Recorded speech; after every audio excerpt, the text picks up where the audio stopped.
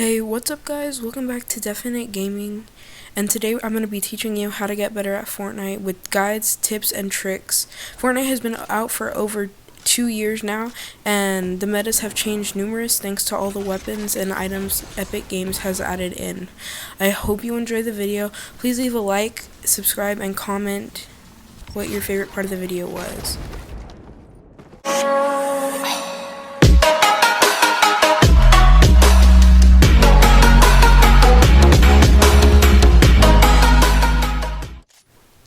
Hey guys, today I'm going to be teaching you how to get better at Fortnite, and here are a few steps and tips on how to receive better win percentages and better KDs.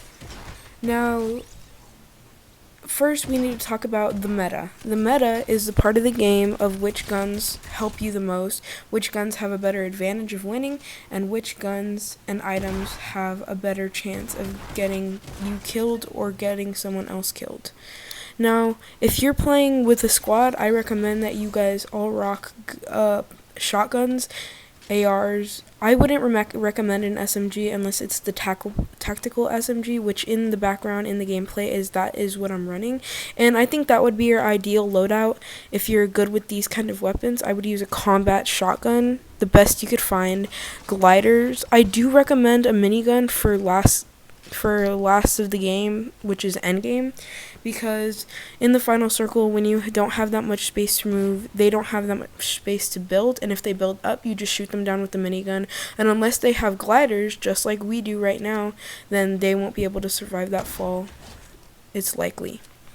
Now, I'm pretty sure you always should carry around some sort of heal. I would prefer big pots and minis, but you could carry slurps, medkits, and even a chug jug if you wanted to. There's also the new chug splashes added in for the 14 days of Fortnite, which are already over, but they're still in the game. Honestly, they're pretty helpful if you're doing squads or duos even. Okay, next we're going to talk about practicing and how to get better long term. So it's not all about the guns that you get, but there's just some things that can help you a lot. I would prefer a edit course that I will leave below in the description. It is a really good edit course. I practice on it almost every day. You need to practice edit, and I think I'd give it 3 days for you to get better, and with the 3 tips that I'm going to give you, because I think you should practice every one of these for each day. So I think you need to practice editing, building, and your aim. So I'll leave the building and editing courses in the description below, but I think your aiming can just get better if you're playing Team Rumble or you're playing any big team game mode that's out, because then there's a whole bunch of targets on you, and there's a whole bunch of targets that you can shoot, and if your aim gets better, then so does your chances of winning build fights and regular battles. In addition to that, I think that you should turn on visual sound effects for a better quality gameplay.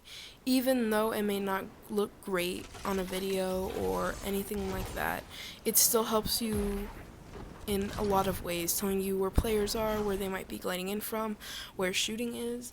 I honestly prefer it over just listening to things any day, because I think about it, you have more eye-hand coordination than eye-ear coordination when you play Fortnite. I mean, unless you've been playing Fortnite since it came out, you probably don't have hand-ear coordination worked out that well. But if you have, then good for you, and I still think you should turn on visual sound effects, because it's just the advantage that you can get over someone who isn't using it is just awesome. Say there's a full squad landing on you, and you're just a solo. You can just hear them gliding, hear all 3 of them gliding outside, and just launch pad away, or hit the slipstream, or do anything like that to help you survive. Even if you can't do that, it still helps. Look at all these people in front of me. They probably couldn't see that I was there because they probably didn't have visual sound effects on, but I could hear them and I could see them and who was there and where this guy was. See, some things do cause a competitive advantage, but it's not that big of one. I mean, it could be a game changer, but I don't think it would be a World Cup or a arena or a competition, I don't think it would affect it. I don't think it would affect it that much. I am also thinking about how mics and good headphone and good quality can change your gameplay. And even if you don't play with visual sound effects on, having a good headset is key to winning more fights and hearing more people and seeing who's coming your way and see who isn't. And honestly, in Final Circle, I would prefer if you get a new sniper that just came out.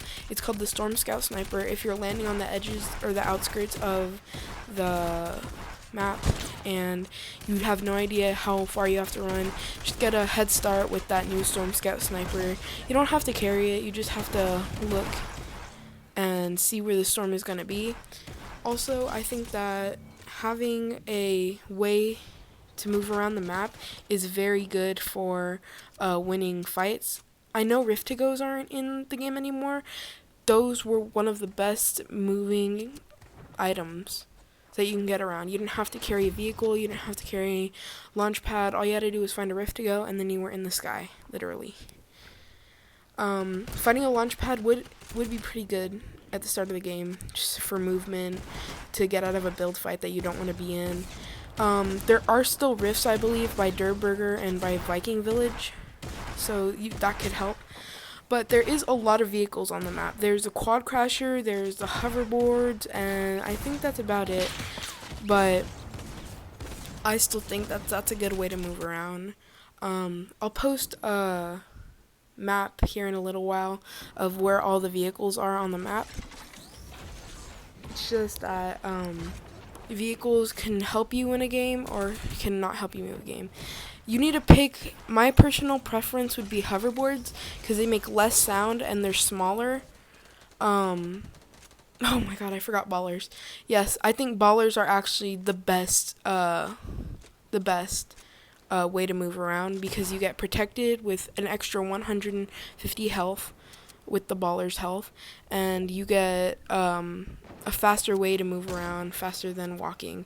I know they took out the ATKs, but I thought those were pretty good for running squads, so you didn't have to get like 2 quad crashers or 4 hoverboards or 4 ballers. You know what I mean?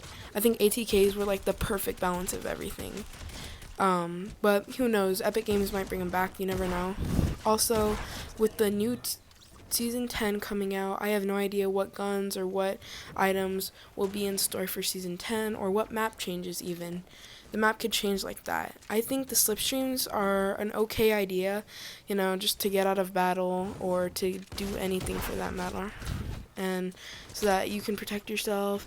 And I also am glad that they made it to where you can shoot people in the slipstream, because if there's a guy camping in the slipstream and that's just so annoying and it's like the last team or whatever, even though the slipstream shut off Final Circle, it's just that much more annoying when people are just hanging out in the slipstream and you're just trying to play the game and they're just camping like that. I would prefer that you would shoot people in the slipstreams, because then it would tell them, you know, get out, fight already. Don't be camping, because that just makes the game less fun. Also, don't be too sweaty or too up close in someone's face. Just try. I don't want you to engage because you want to engage. Engage because you need to engage, or you know that you're gonna win that gunfight. Don't engage unless you know that you're gonna win that gunfight. When somebody engages you, then you just need to see how they are, see how they build, see how they shoot, see their tactic, and you just need to know how to beat them. I don't know how to explain this, but you just need to know. Or just go on full build battle on someone to just see how they react to it. That's what I usually do. I'll just see how people react to me building like a monster. Anyways, thank you guys so much for watching, and I'll see you in the next video.